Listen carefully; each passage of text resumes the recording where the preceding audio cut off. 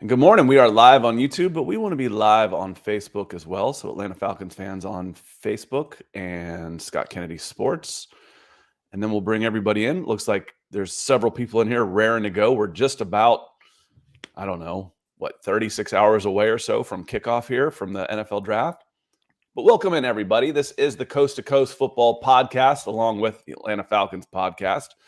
I am Scott Kennedy. I'm in Atlanta, and this guy over here is Nick Kendall. He's in Seattle, so we are coast to coast. Kind of makes sense a little bit. And it is Wednesday morning, the final mock drafts. I guess there will probably be one more round of final mock drafts kicking out from some of the national media analysts coming out tomorrow morning. But a lot of them are done. A lot of them are they're calling their shots. There's a lot of intrigue in this draft. Nick, I think this is a draft where there's more questions in the top 10 than I can remember for a while. I mean, this all starts with the quarterbacks, right? I think we can say we know who's going number one. Yesterday was the whole Reddit gate going on with Will Levis, but I think that was BS based on what I've heard from other people there. But we'll see. We won't know until the pick is in. But after that, too, it just gets totally off the wall. Are the Texans going to go with a quarterback? Are they going to go with Will Anderson? Are they going to go with Tyree Wilson? I mean, there's some Tyree Wilson smoke there. Does Tyree Wilson have medical concerns? I mean, it's going to be a wild top 10 and honestly just a pretty wild first round overall. It's not going to be like 2021 where you go 12 picks deep and it's like, oh my God, this guy's incredible. This guy's incredible. This guy's incredible. Unfortunately for Falcons fans out there, but a lot of interesting talent, a lot of future starters and good players that are going to be selected in this one. So you have a chance to sort through them and pick the best ones. I'm really curious to see how it breaks down, especially where pick 7, 8 happens. I feel like that's where a pivot is in the top of the draft. I feel like the pivot starts at 2. I mean, that's the first. It's like about the only thing we know that's going to happen is the Panthers are taking a quarterback. Yeah, that I feel pretty confident in saying. Now, could they cross us up and not take Bryce Young? Okay, probably not. We all think it's probably going to be Bryce Young, but Frank Reich doesn't have a history of taking small quarterbacks. He likes the bigger quarterbacks. So again, there could be a curveball right out the beginning, but again, after quarterback, then Houston not going quarterback when they need one changes things dramatically. And because Houston's been talking about maybe we won't take a quarterback, it's hurt their ability to trade down to a certain extent, and it's also probably hurt Arizona's ability to trade down. It's like, well, I'm the Indianapolis Colts. I'll just stay here at 4. I'm good. That it's really changed things a lot and made, what I've been reading is there's just not a lot of teams that are clamoring to just move up. They're willing to sit back and wait. We've been waiting for 6 months, it feels like. So we'll get into one of the final drafts I want to do is a good dude, Bucky Brooks. I got to work with him a little bit out when I was in California. He was a high school football coach out there too, along with an NFL.com analyst and NFL Network analyst. Want to go through his final mock draft because, again, his final mock draft reflects a lot of the changes that we've seen over the last 2 weeks. When we're talking about quarterbacks could go 1, 2, 3, 4. Now we're not sure they go 1, then what? Yeah, it's going to be chaos. Who knows how it's going to play out, but I'm excited to get through this. I'd like to say hello to some people in the chat. Obviously, if you guys want us to get to your comment for sure, hit us with some super stickers, but can't ignore Alan here with that Georgia logo saying good morning, ready for tomorrow. I think we're all ready for tomorrow, and Georgia is going to be well represented. I'm really curious to see what happens with Jalen Carter. He's probably the most intriguing player in the upcoming draft class, just to see. Most intriguing for me is Anthony Richardson, just because of the freakish quarterback traits. But after that, it's probably Jalen Carter. So we'll see what happens with Jalen. Maybe he's there for the Falcons. Sounds like he doesn't get past 6. I throw another one in there when we talk about as far as the uber athletic type or the super is Bijan Robinson. When you talk about top prospects, Jalen Carter's there. And then Anthony Richardson, it becomes real interesting as a player who gets taken. He'll be someone whose career is real interesting to follow. And then running back Bijan Robinson, who might be the best player in the damn draft. So, it'll be a good testing case. It's not that strong at the top of the draft. And you've got one of the best running backs that come out in a while. how far has the running back position fallen? Because this guy's top 5, no doubt. Top 3 probably 20 years ago. Yeah. Now, how far does he fall in a draft that's not considered that strong at the top? That'll be really interesting to see. Bucky's got an idea on that. Falcons fans, if there's any polarization among Falcons fans right now, it's Bijan Robinson. And we'll get into that one too. Michael Ranquillo, we missed you the other day. Michael, you said he was busy at work. Well, good. Busy is good. Says, good morning, Scott and Nick. Glad you're here. Kevin F. coming in on YouTube says, good morning, guys. Good morning to you as well. Roderick Cook coming in from the UK says, afternoon all. I can't remember coming into a draft feeling so relaxed about the Falcons. So this is what it's like to be a fan of a competitive team. Who knew?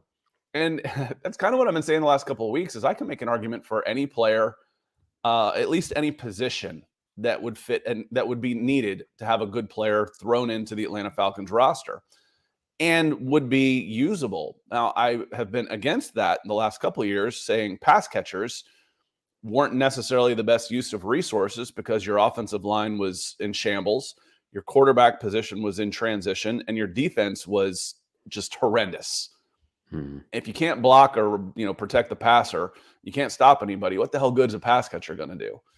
But those guys were exceedingly young, and Kyle Pitts is just 22 years old still, but you've burned through 2 years of his contract. That's part of the problem of his cost control.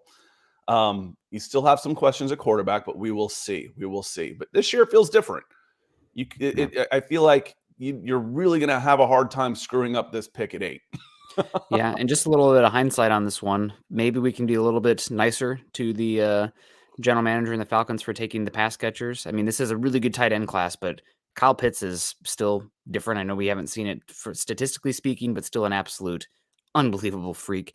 And then this year, Drake London would be a top 10 pick without a doubt, in my opinion. I mean, the wide receivers, they're horrible at the top this year. You mean best wide receiver on the free agency market was Jacoby Myers. I mean, the fact that you obviously it's with hindsight and knowledge we have now, but the fact that you have him in your pocket's pretty damn nice. In hindsight, Justin Fields would probably go number 1 overall over Trevor Lawrence. No. In this draft. Oh, in this one, yes. In this draft. Yeah. So, when we talk about getting your quarterback, quarterbacks are expensive. Yes. And they don't come around that often. So it's there's lots of hindsight to do. There was a good hindsight article, a redraft coming in, and I was actually I wasn't harsh on the Falcons for taking, because especially like the 2 days before the draft, it started leaking out that Julio Jones wanted out. I'm like, okay, now Kyle Pitts is starting to make some sense. Yeah. You're going to have a long-term replacement for Julio Jones. Okay, that makes some sense to me. And I'm talking a little bit more Drake London than Kyle Pitts, honestly, with the hindsight at the wide receiver. But I digress. Yeah. And there wasn't a no doubter type of pick last year at that spot. Mm-hmm. Like I wasn't as against Drake London as I was against Kyle Pitts at the time. Yeah. I wanted Kyle Hamilton, but safety, non-premium position, really good player. But for me, it was more about the leadership on defense and how bad the defense has been. But they've made up for that. They weren't competing for championships last year anyway. Anyway, let's move on. Jeremy Shaw says, morning, fellas. Calling to work with a severe case of draft fever. Yeah, I was thinking about doing that myself. So I will be going to a softball game at 5:30 and then back home about 7:30, and we'll strap in tomorrow for the draft. Nick and I will be right here tomorrow at 8:00 p.m. We'll be here tomorrow morning too at 9 a.m. And then we will also be back on for the draft for the first 10 picks. So maybe the first 90 minutes or so. Nick and I will be here on this channel, on these channels for the top 10 of the picks live tomorrow night. So looking forward to it. Tyler Eccles says, I hear and see big draft day trades for multiple teams based on the offseason so far and Terry's history of trading late picks. I think the best moves are coming. First, wants either edge cornerback or Bijan Robinson. And the second, you're looking for edge linebacker, cornerback, and the third, offensive lineman. I think you're in pretty good hands there. I'll be pretty surprised. Well, you still could go offensive line at 8. I'm more pro offensive line than I thought I would be at this point, especially with what the Falcons did in the draft. It depends on how the board falls, but I'm looking at this Bucky Bucky Brooks mock we're going to get into here, and I'm like, the best player for me would be an offensive lineman. I don't know, especially if the first 7 fall the way they did. I think the conversation that those are the best non-quarterback prospects are off the board there. So will be interesting. I would add offensive line still to this as well. I know there's been some this has been some interesting talk about Jackson Smith and Jigba. I think the Falcons had him in for a visit as well.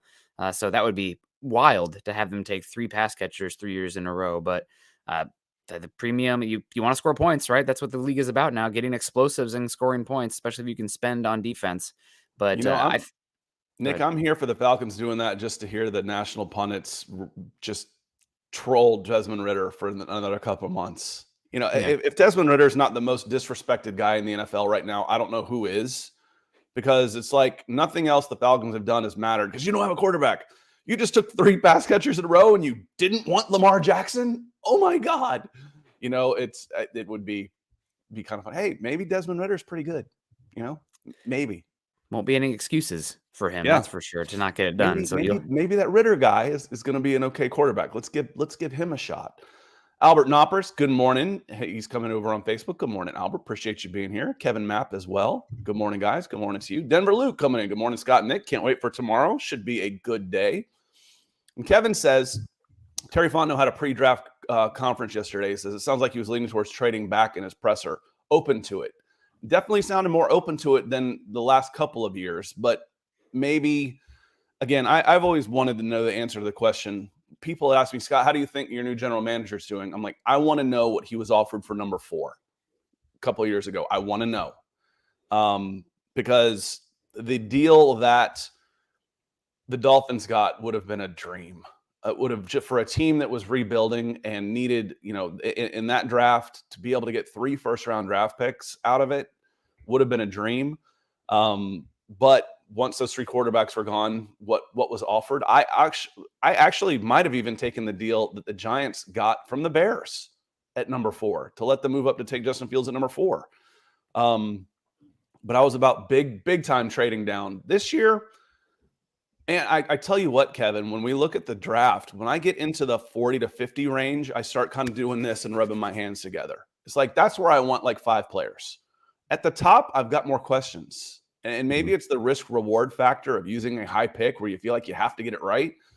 But when we start getting into the high second round, Nick, there's a ton of guys that I would take. Yeah, that's an interesting class. I think you have a lot of picks, and especially in that round 2, a lot of guys who aren't that different from pick 16. Like it's a huge conglomerate of those guys. And also talking about trading back, I'm a huge advocate, and this is because I get to sit in my comfy seat, comfy seat underneath a blanket here without my job on the line, but trading for future draft capital because it always comes with interest. So like you trade a 2 this year and you get a 1 next year, that kind of thing. So if you trade back, 10 spots and you get a 2024 second and pick, 20 overall or something, maybe even a 4th rounder this year on top of that. Throw in a 4th round sweetener. Yeah. And then guess what? If Desmond Ritter doesn't work out next year, you have 1 and 2 2s where you can make an aggressive offer. Maybe it's a 2025 1 and 2 2s to move up into the top 2 and get Drake May or something as if Desmond Ritter doesn't work out. So I'm always about trading back if you can get that future draft capital. The Broncos last year, I think they had picked 96 overall, and they traded that so that was a late 3rd, and they traded that to the Colts for a 5th rounder and a 2023 3rd. And that 3rd is the 6th best pick in the 3rd round this year. And you gave up a late 3rd and you got a 5th on top of it. So I'm always okay with trading for future draft capital if that's on the table. So we'll Chris see. Walker coming on Facebook. He says, good morning, guys. This is one of the more interesting and unpredictable drafts we've had in recent memory. I'm interested in seeing who throws the biggest curveball with their pick. Absolutely. You've got the questions at quarterback, which is going to make things interesting. You've got Jalen Carter out there who could go as high as number 2 overall or fall.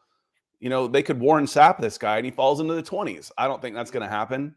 But he is a wild card in there. You've got Anthony Richardson, maybe the most physically gifted quarterback to ever come into this league. That's not hyperbole. That's a very strong argument.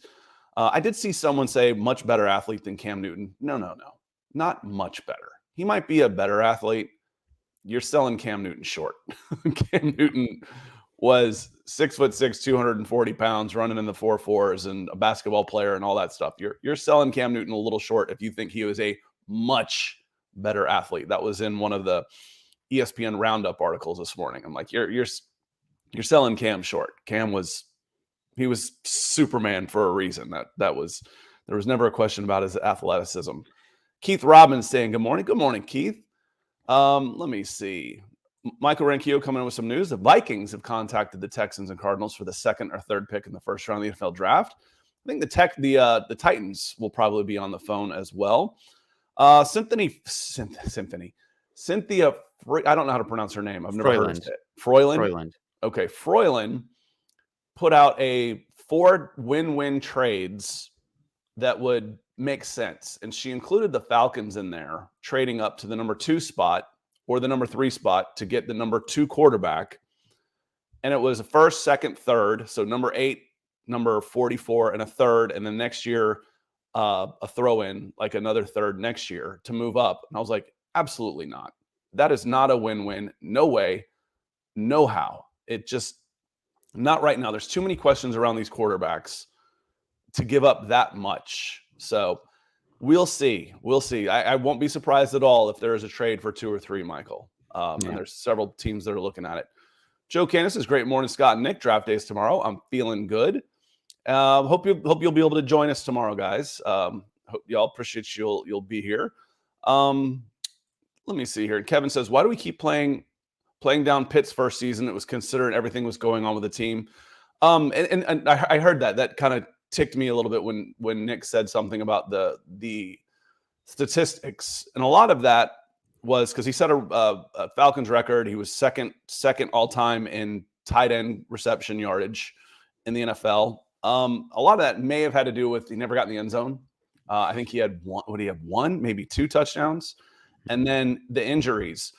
Couple that over a 2-year span, and mix him in with some of the other players that were drafted after him. Jamar Chase, for example, and it doesn't stack up. It does. He comes in behind it because of the injury in the team, and frankly, he wasn't going to be able to use very well to help this team win games. It wasn't the right now pick. That was one of the things that bothered me the most, Kevin, when they were doing it was the Falcons are really going for it. This is a win now pick. I mean, you guys are out of your freaking mind. Don't tell me win now when you can't, when your offensive line is a shambles, your defense is a joke, that this is a win now pick. It ain't. No, I mean, in hindsight, you probably take Micah Parsons there, Patrick Surtain, Jamar Chase, but Pitts is exceedingly young, and we'll see how it plays out. He's still a very unique talent, without a doubt. So we'll see. And we also got Kevin Mapp coming in saying Richardson quit forgetting what he didn't do on the field, just saying it's such a small sample size and the high-end traits are there. But he was erratic, no doubt. He was bad. I mean, there was flash plays on there, but again, for a guy, I haven't talked to an SEC college football fan that says, oh yeah, man, I'd hate to be facing Richardson or Will Levis. They're all shocked. They're just shocked that these guys, and I get it. It's a team game, but that still should make you nervous. It really should make you nervous when it's like this guy, we played against this guy a couple of years and different teams, Florida, Georgia. I've got fans across all SEC. None of them can get the idea that Will Levis and Anthony Richardson could be top 5 picks. None. And I'm just going to come out, and I hate this is such low-hanging fruit, and I could end up being incredibly wrong on this with Kevin Mapp being right, but I was live in attendance to watch Josh Allen play in Iowa City, and he looked like an undraftable player. Missing guys. I mean, there was just standing there in the pocket as it crunched on him. He had nowhere to go with the ball. And then I go back and watch that game again. Wyoming receivers are running the same routes in the same area, guys getting blown up. This was not a very good Florida team this year, specifically at the pass catcher. I mean, he's throwing balls in there and it's just bouncing off guys' hands and they're wide open and running the same route. It was ugly there. So I really wanted Richardson to return for another year. I think the biggest issue for me is the small sample size. Can he correct some of those things? I like to have, stack a couple years on there so that way you can see like, okay, this was a problem. This has been proved. That means I believe in the trajectory there, the coaching there, he knows what he's doing to get better in those areas. But again, just a personal philosophy for me. If you have the height, weight, and speed and the arm talent, everything that he has, if I interview you or I talk to people around you and I found out that you have it up here as well as in here, and I'm pointing at my head, my chest here. That's a guy I'm going to take a risk on. And quarterback is always risky. I mean, Yep. I remember, again, coming back to the 2018 draft, who was the safest quarterback in that draft class? Josh Rosen. He's extremely intelligent. He plays in the pocket. He's really accurate. One of the worst quarterbacks in the last decade drafted there. Who's the risky one? Josh Allen. Couldn't hit the broadside of the barn. So every pick is a risk anyway. I'm going for the fences on that. And just real quick, Anthony Richardson. So we talk about him being Cam Newton a lot. Can you guess who his number one? I know you love these games, Scott. Can you guess who his number one comparison is on Mock Draftable for his athleticism and body type? Kyle Pitts for me. For a quarterback position. Oh, I mean, Cam Newton's the easy one. That's not his number one. That's his number two. Number one. This is a name. This is a little blast back from the past, but one that I was like, okay, I see it. Dante Culpepper. I was waiting to say this about Dante Culpepper. That's the guy who I was going to talk about. Dante couldn't run like that. He didn't run. Dante was a pocket passer who had some mobility. And I was about to say, that's what I was waiting to say, because I went to see, he was in college the same time I was. And when Dante Culpepper walked on the field with UCF, he was the biggest guy on their team and he was the best player on the field. And it really didn't matter who they were playing. And the thing is, everybody knew it. That's the difference right now. Yeah. That's one of the big differences for me it is risky. It's absolutely risky. But the reward for these guys with these traits that Will Levis and Anthony Richardson have, it'll make it worth it. If you miss, you miss. Now, would I want to trade up 3 picks, 3 first rounders like Trey Lance? That was moronic, in my opinion. That was moronic. I said so at the time. That was moronic. Passing over Justin Fields for Zach Wilson was a mistake. That wasn't necessarily moronic. But would I want to give up 3 picks for someone like Richardson or Levis and trade up to get one of those guys? Probably not. Probably not. Yeah. If I'm sitting there in the top 5 right now, top 10, and they're there and I take them, okay. It's risky, but, missing on a first rounder is not going to just kill your team. So should be, again, we're talking about the intrigue of this draft. And there's so much in it that even after the draft, there's going to be some players I can't wait to watch. What's Jalen Carter going to do? What's Anthony Richardson going to do? Is CJ Stroud sliding and why? All of those type of things.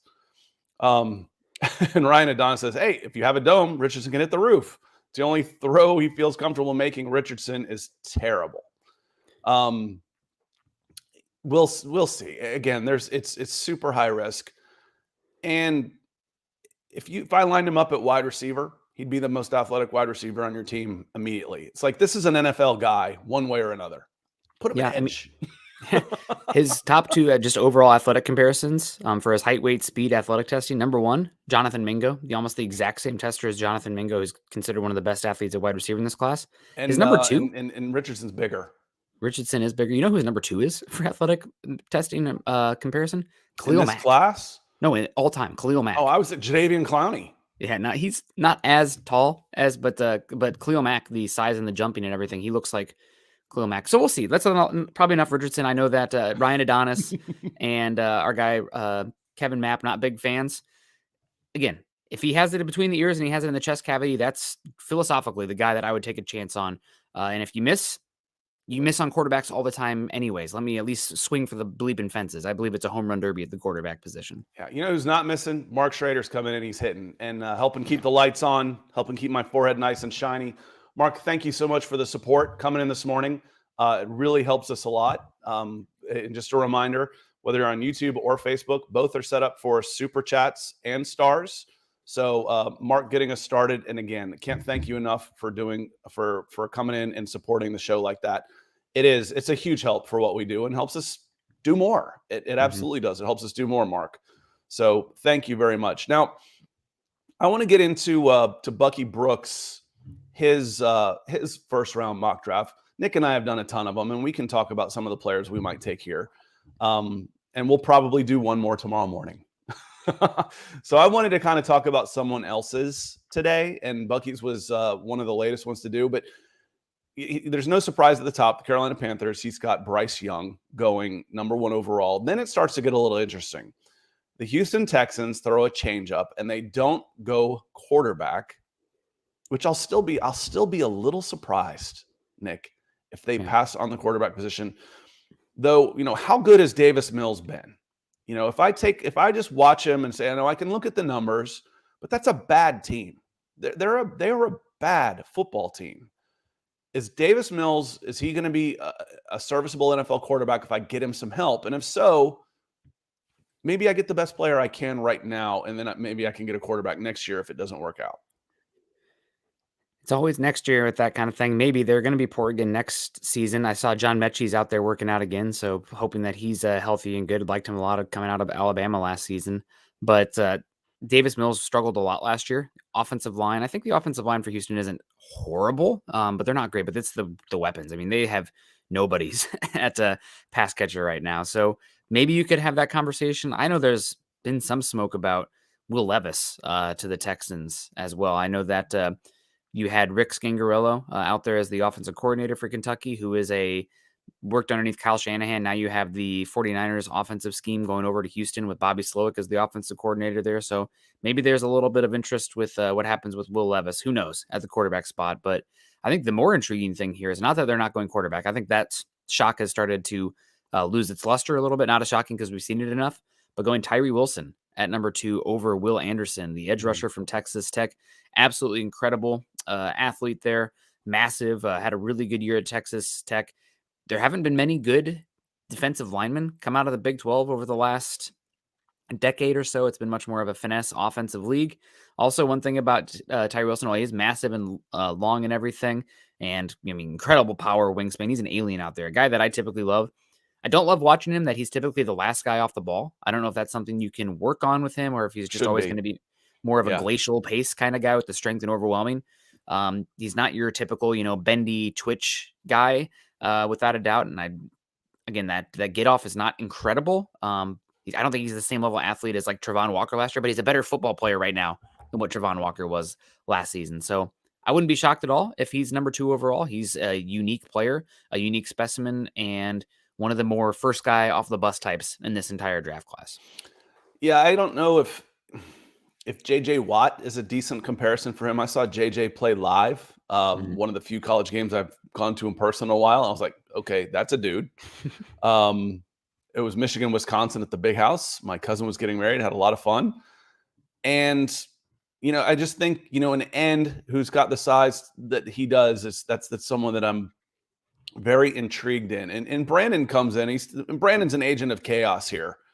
He's talking about what if the draft board plays out where the Texans trade down to the Colts. The Colts take CJ, and at number 3, the Cards get Will Anderson. The Texans still go quarterback and take Anthony Richardson at 4, and the Falcons trade up to 6 and get Wilson. Could this happen? It could. It could. Let's see. Who are we missing in there, though? We're missing 3. Cards get Anderson, 4. And then 5. So what's 5 doing? You have to worry about what the Seahawks are doing. Does Wilson get past them at 5? And then at 6, that you're talking about a trade up. So you'd worry about 5. I don't know Tyree Wilson's getting out of the top 5.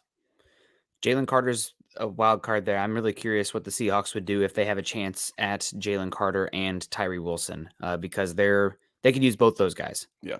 So who couldn't? I mean, really? Yeah. Maybe when you're talking about, an alpha edge or one of the best, most talented interior defensive linemen in years, I can find a spot for this guy on my team. I don't care who you are. Yeah. So it will be interesting. Trading up is going to be super expensive. And I guess there is a point of, like we were talking about earlier, the way this Bucky Brooks mock draft sets up, it's like, man, all the positional players that went before are guys that I probably would have taken over who they end up going with for the Falcons. So maybe it is worth it to trade up there. I think you're probably better set up to trade back and reset the board there. But that's just me being a analytics nerd. You always win trade backs versus trades up. I'd love to come down. I would. I'd love to come down into the teens. There's really good options in the teens, and to pick up an extra high pick, second pick, maybe even get somebody who's already in the late first round who thinks they're going for a championship and they think their pick's going to be a 30 next year. Maybe you can get another first out of it. I would prefer to move down, honestly, on this, but we'll see. We'll see. It's a very good question. So Tyree Wilson goes, and then Arizona at number 3, they do take Will Anderson. And if they're sitting there and they've got their pick of Will Anderson, and it's just kind of where they thought they were going to be originally, was we're going to get our pick of Will Anderson, Tyree Wilson, and Jalen Carter because quarterbacks are going 1 and 2. Well, all right. Well, I've got my choice of Will Anderson and Jalen Carter still. I'm pretty happy. I think they'd be pretty happy taking Will Anderson. It's got to be a trade down. This is a horrible Cardinals team. Buda Baker wants out. I saw that yesterday. Kyler Murray wants Paris Johnson Jr. Listen, Kyler, I don't give a hoot what you want. I guess you're watching film now, huh? But that's one where this is a dreadful, god-awful team, and they are racing for a top pick next season. I mean, Kyler Murray is probably not even going to play. Trade down. This is going to be a punt season, and get as much assets as you possibly can because you're going to need them for reshaping and rebuilding this roster.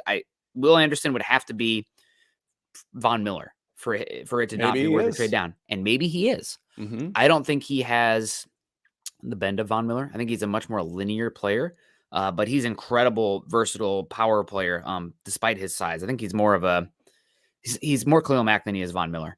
But that's a second time bringing up Khalil Mack today. Good player. But he's the one that I think he's very good. I don't think he's that no doubt, first overall edge rusher. Extremely talented, but he's just missing that flexibility bend trait compared to the elite of the elites. Going to be a great player. Going to be awesome. I think I'd rather trade back here, especially with all 3 quarterbacks or all 3 of the top 4 quarterbacks still available. You're just where you're at as a team. Trade back. Again, the trade back feels pretty good, but I would not be unhappy as an Arizona Cardinals fan if I came out of this with Will Anderson at all. We talked about him being number 1 last year. Yep. Pretty one of the better prospects in the last 2 drafts, which by being patient, GM Chris Ballard and the Indianapolis Colts are sitting there now and they have their pick of the next 3 quarterbacks. If it shakes out like this, there was talk, they were the soup du jour for a long time. So like of the month, I don't know what the month is. So soup day month to move up to number 1. And try and get their choice of quarterbacks. By sitting at 4, they may be able to get the number 2 quarterback, which would be a terrific move for Ballard and the Colts. They could come back a little bit. They still could. If they say, we don't like this guy, maybe we come out of this spot and then we trade back up into the first, or we maybe overpay a little bit to get Hendon Hooker.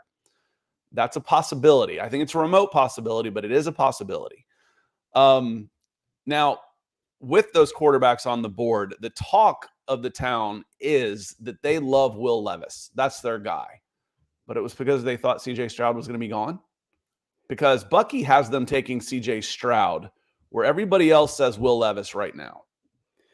And maybe it's Anthony Richardson. God, I hate to be that guy banging the drum, but with what they did with what Shane Steichen did with the likes of Jalen Hurts last season, the last 2 seasons, maybe it is. Lord only knows. Seems like all the buzz right now is that CJ Stroud is the most likely to fall out of the top 10.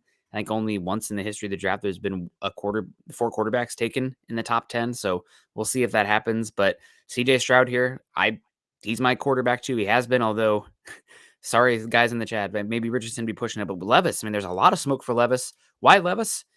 He was out there actually doing like the verbiage and getting mindset of an NFL offense. This last season, he was on a dreadful Kentucky team when it comes to the pass catchers out there, and the offensive line not very good as well. They had a bunch of guys graduate and be drafted in the 2022 NFL draft. So maybe it is Levis, but the Colts sitting here with only 1 quarterback off the board. This is ideal. I don't think this is going to be reality when they are on the clock. Maybe the Colts are the team that end up trading up. Maybe they trade back because who they like is gone. But CJ Stroud here, it makes sense. It is. And I also think that due to Shane Steichen's ability to morph his offense to his quarterback, from Gardner Minshew to Jalen Hurts, out there, that they could go any which way and it would make sense. Seattle Seahawks, they are on the clock at 5, and Bucky Brooks has them taking cornerback Christian Gonzalez. Now, there's some talk here with Richardson and Levis still available that they might actually get their quarterback of the future. Now, I've maintained that with the age of their head coach, with the small contract, it's basically a 1-year commitment to Geno Smith, that they want to go for it. Now, that 1-year commitment to Geno Smith might also contradict myself by saying, hey, well, that means you're going to need a quarterback of the future, Scott. Okay, yeah, maybe. I get that. I get that argument as well. But I still think that they're going to want to get the player, the prospect available, has long term. All these guys you're picking for the next 10 years, but can also help their team the most win next year. They had a very surprising run to a lot of people last year and outdid what people were thinking. Now they're going to come into the 2023 season as legitimate playoff contenders. Who can we get that can help us win now? They hit a home run with Tyreek Woolen last year. Bucky Brooks has them going with Christian Gonzalez to add another real legion of boom. I don't, it's more like no fly zone, but to really solidify that secondary for a decade and next year. It's certainly possible.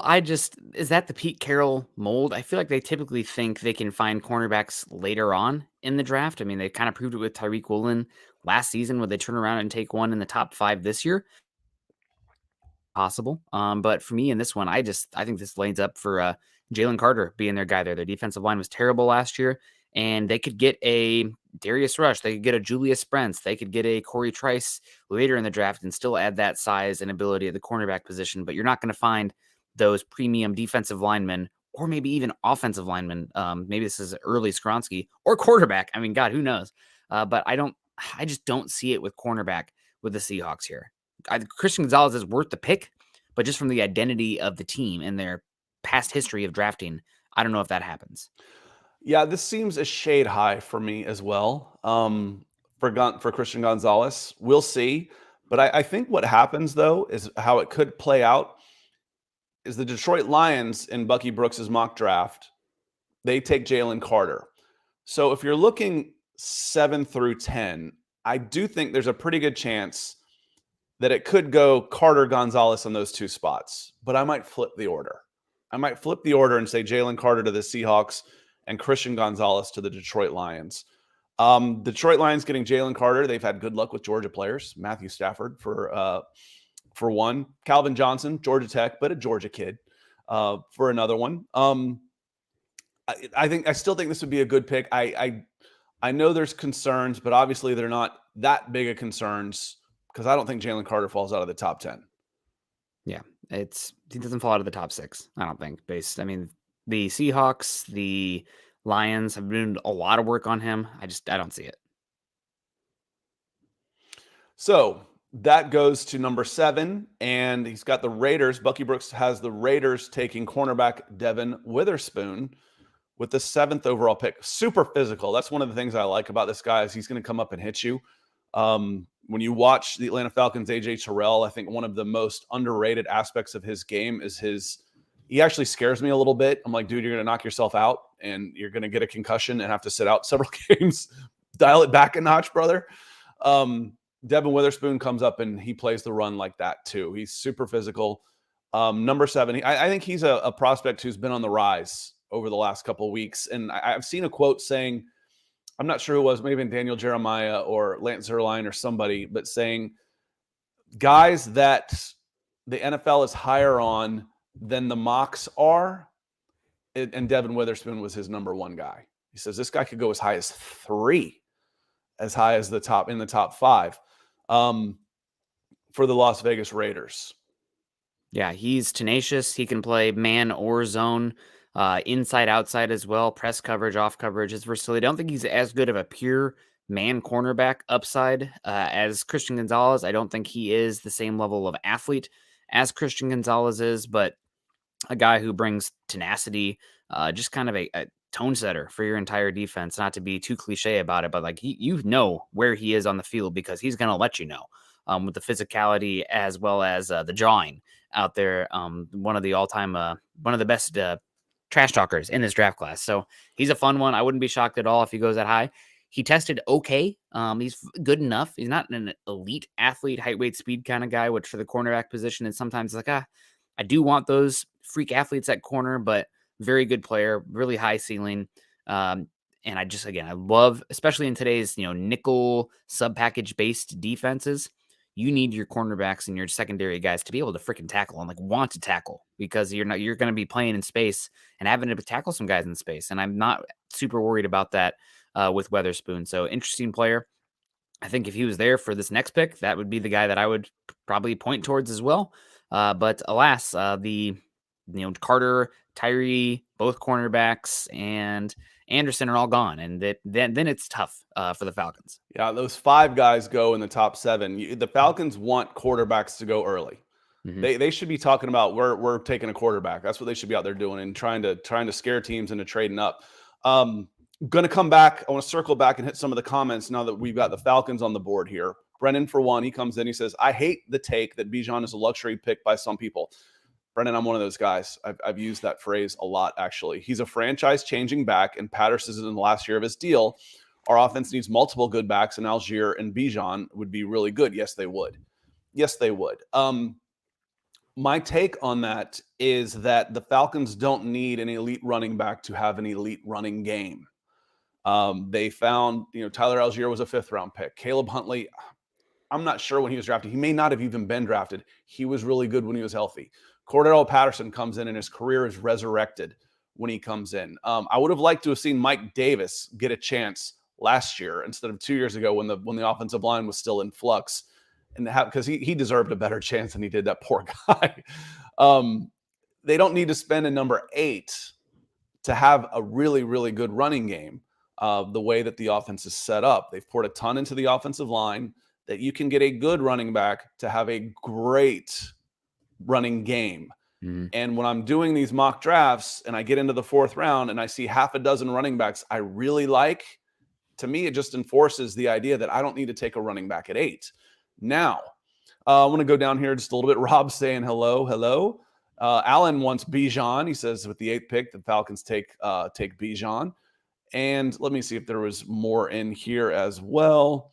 Coming in here a little bit, but those were the comments I wanted to hit on. The mock draft from Bucky Brooks has the Falcons then going Lucas Van Ness, edge, 270 pounds. The Dirty Birds desperately need a high-energy pass rusher with inside-outside position flexibility. Van Ness is a talented technician with a nonstop motor and an intriguing set of skills. Yes, he is. He is.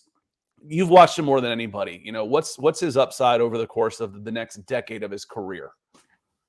Inside outside pass rusher, the guy with the tremendous length, the ability to be isolated. I do think that in your average draft class, he's probably more of a guy who's taken in the teens, to the probably late teens even for some of them. But because of the position he plays, because of the youth, the ascending ability, he's still relatively new to football.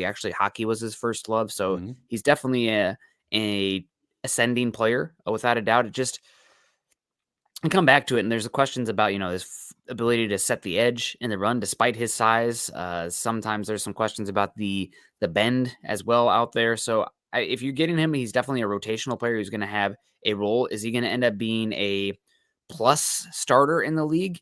I don't know, but he's somebody who, again, you're adding a unique, versatile weapon and pass rushing guy to that front. That is somebody that not a lot of teams have, that height, weight, speed, and power and length that you're looking for out there. But I think that if it fell the way it is, I'd be more interested in a trade back here than taking Lucas Van Ness. And maybe I'm being guarded because I'm an Iowa fan, so I'm extra hard on those guys. I'm typically, for the people I like more in this kind of situation, I'm tougher on them, which if I ever have any future kids, I'm sorry in advance. You can clip that one. But it would be a fine pick here, but I think he's probably one that 5 picks later, 8 picks later, probably makes more sense from where I perceive him on his national or his annual profile. There's 2 quarterbacks still left, Anthony Richardson and Will Levis, when it comes down to this. There's teams that are going to want quarterbacks. Now, let me read the next 5 picks rapid fire here. Peter Skoronski, 9 to the Bears. Philadelphia Eagles, Myles Murphy, 10. 11, Paris Johnson Jr. to the Titans. Will Levis, 12 to the Texans. Dalton Kincaid, tight end to the Packers. Bijan Robinson, number 14 to the Patriots.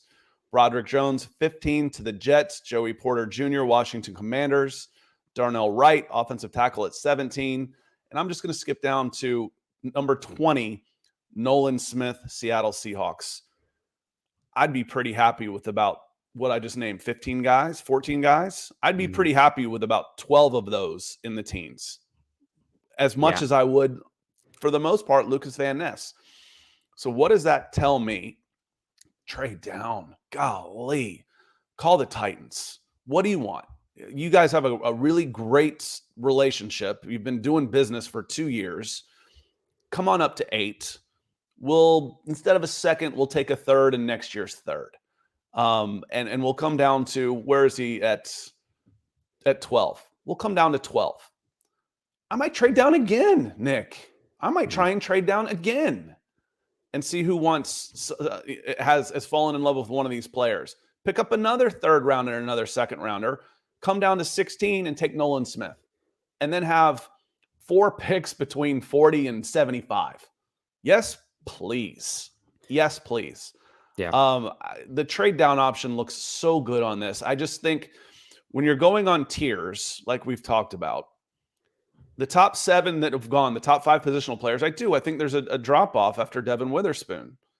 So after that, it's flat. The line of guys from 6 to 20, it's, when I'm talking about grades, think of it like a Madden game. I've got a rating on these guys. This guy's a 90, 90, 90, 90, 90, 90, 89, 89, 99.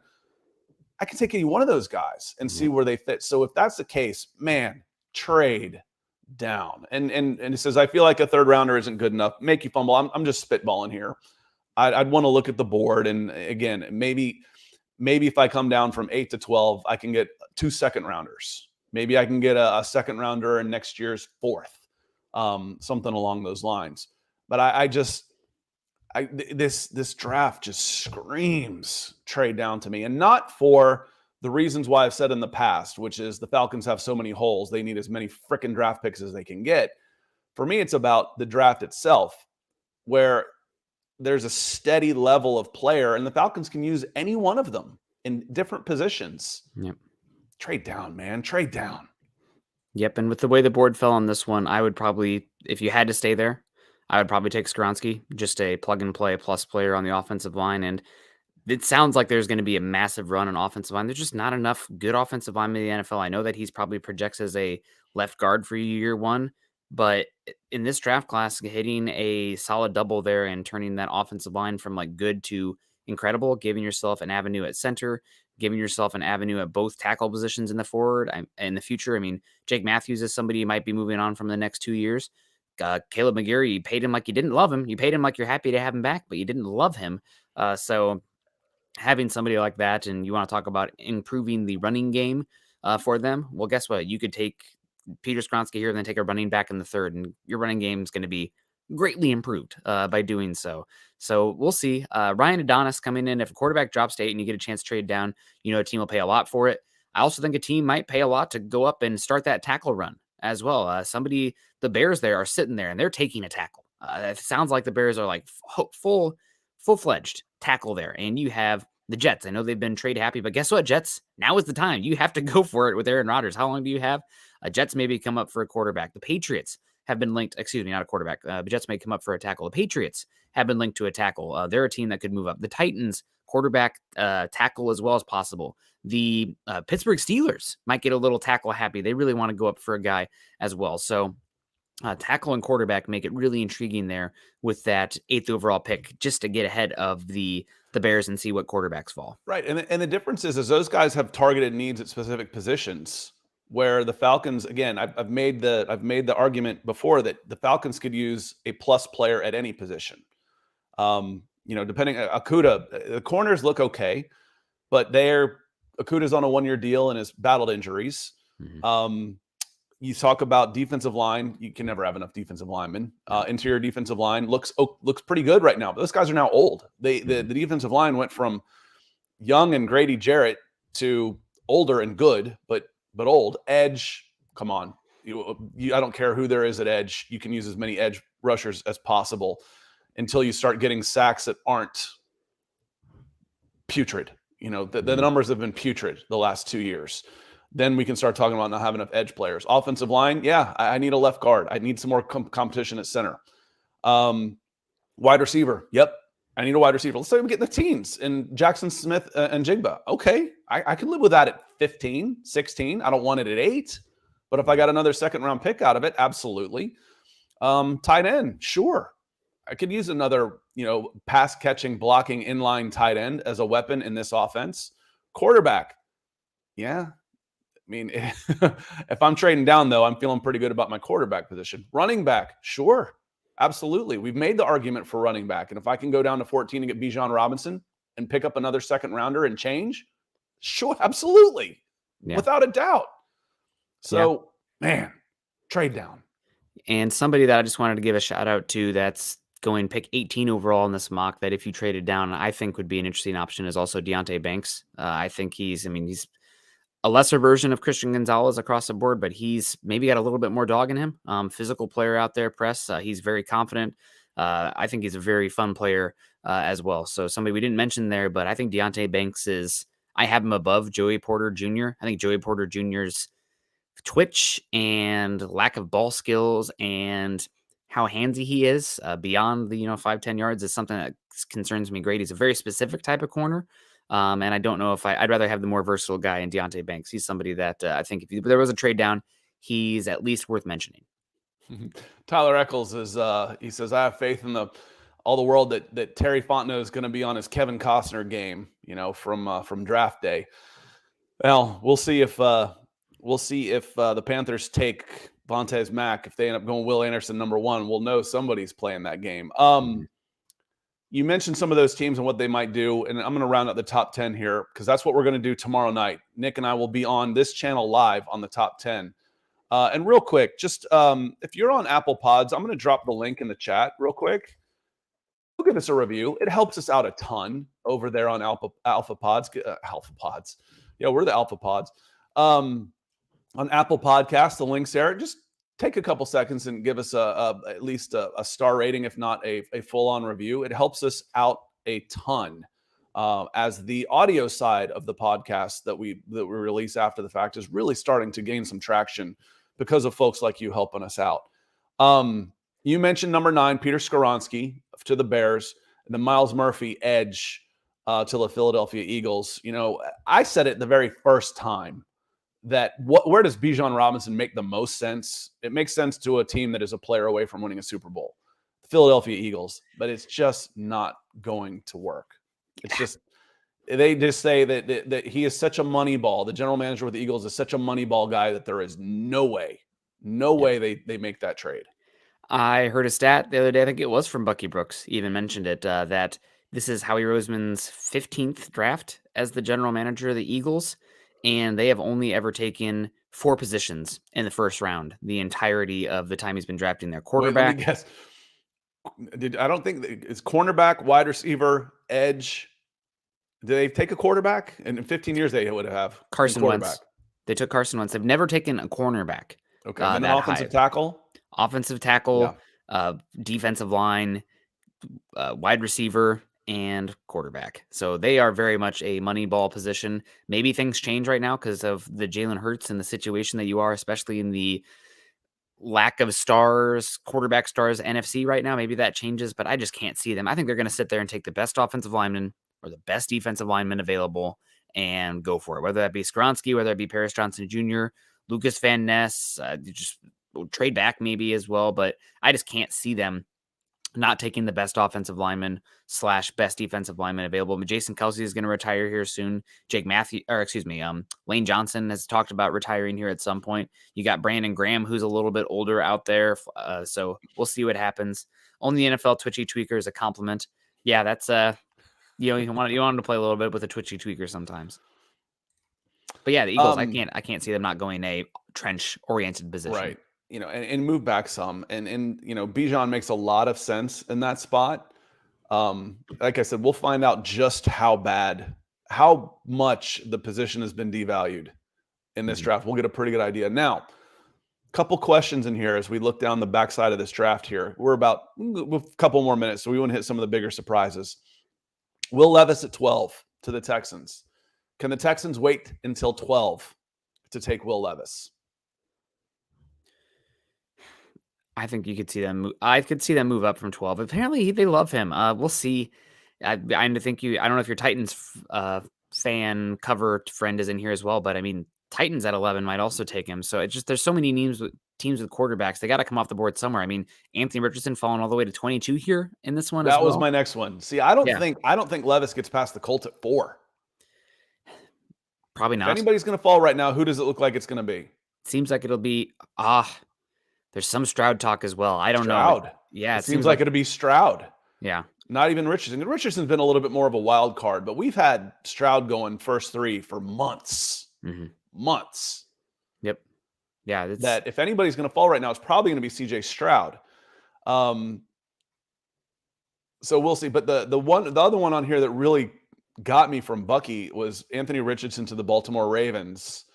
He says adding a developmental dual threat with superstar potential gives Baltimore a solid insurance policy behind Lamar Jackson.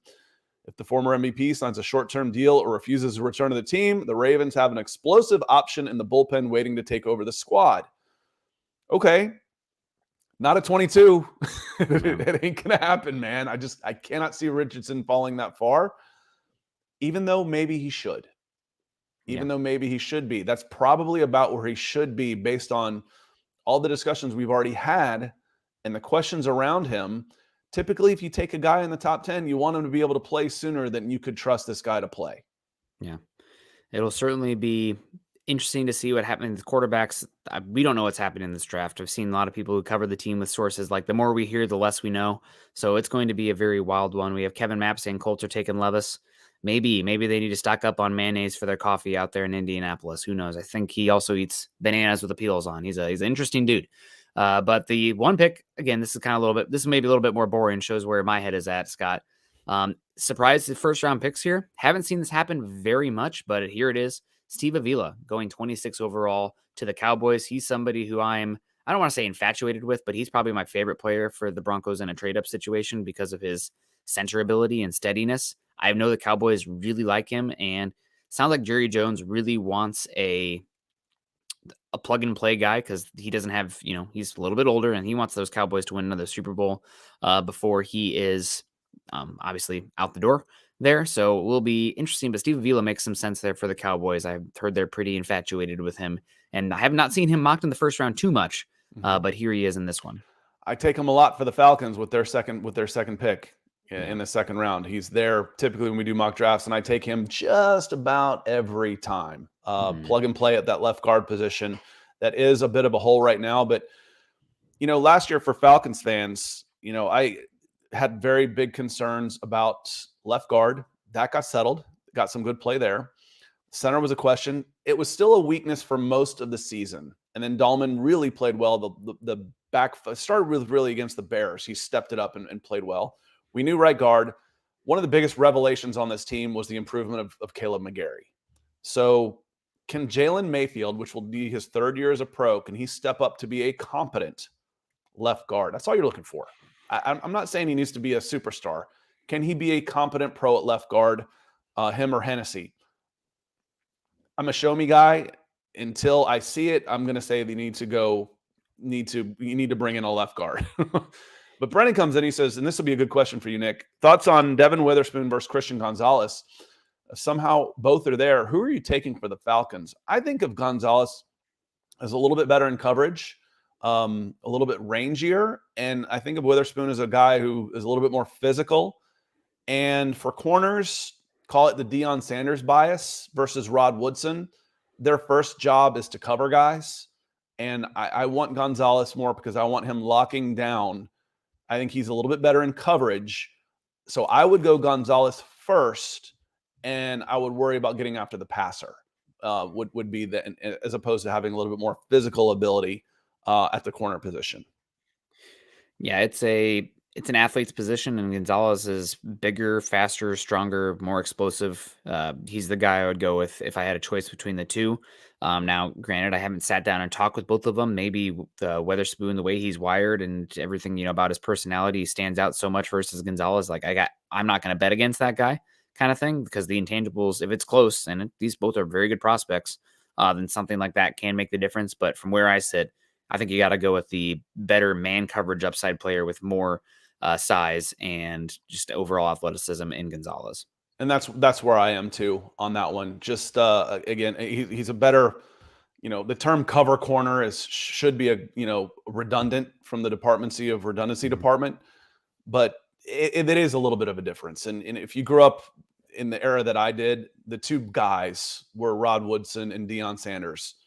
And they were different. You know, Rod Woodson was a guy that could go over to safety and be right at home there, or Dion was, hey, I'll tackle if I have to, but otherwise this guy's not getting the ball. That was what he did, and he was the best ever at it for my money. Now, if you're going to play that way, you got to be Deion Sanders. But he was the best ever as far as covering guys and for my money.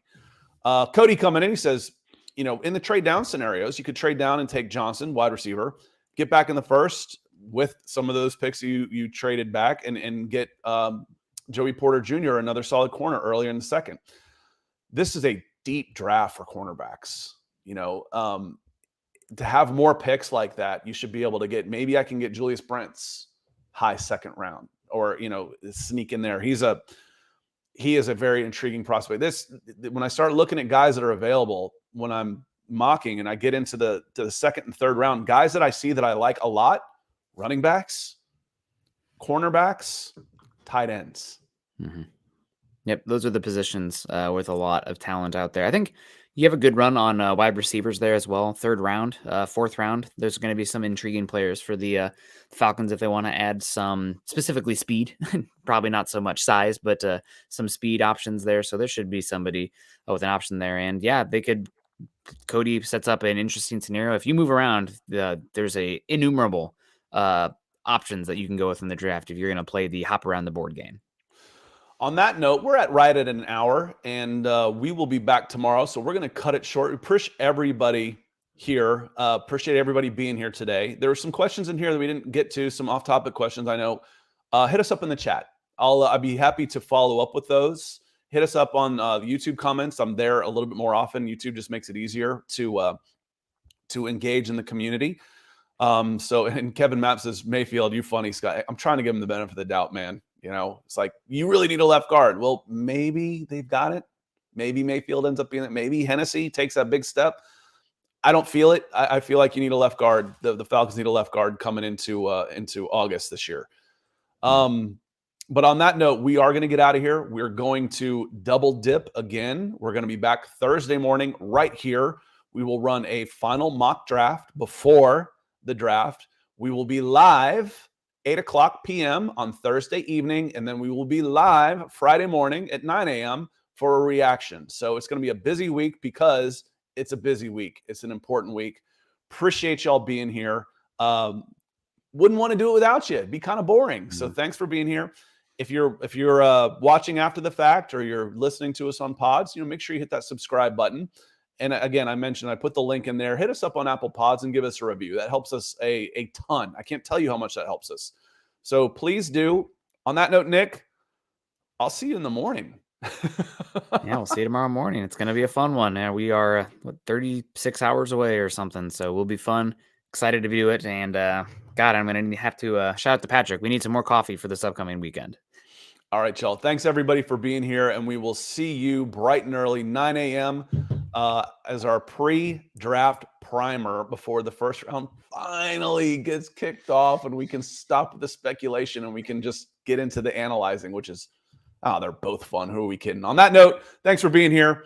We'll see you Thursday morning.